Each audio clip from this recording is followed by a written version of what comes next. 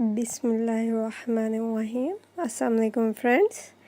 English बोलचाल सबक number 11। हर video में रोज़मर्रा इस्तेमाल के 5 फ़िक्रे शामिल होंगे। आइए देखते हैं। सेंटेंस नंबर 1, आपने छुट्टियों में क्या किया? What did you do in the holidays? What did you do in the holidays? Sentence number 2, तुमने मुंह देखा है अपना? Have you seen your face?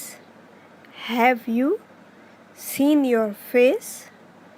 Sentence number 3, सब कुछ तैयार रखना। Keep everything ready। जब कोई मेहमान आता है तो ऐसे ही बोला जाता है, सब कुछ तैयार रखना।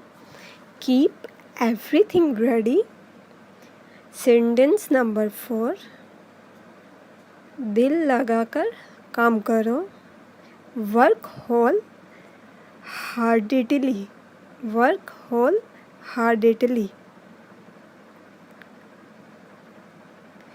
सेंटेंस नंबर 5, तुम खुद जाओ। Go yourself. Go yourself. तुम खुद जाओ। Go yourself.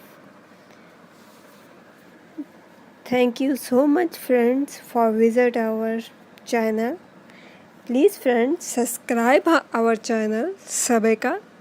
Thank you. Allah Hafiz.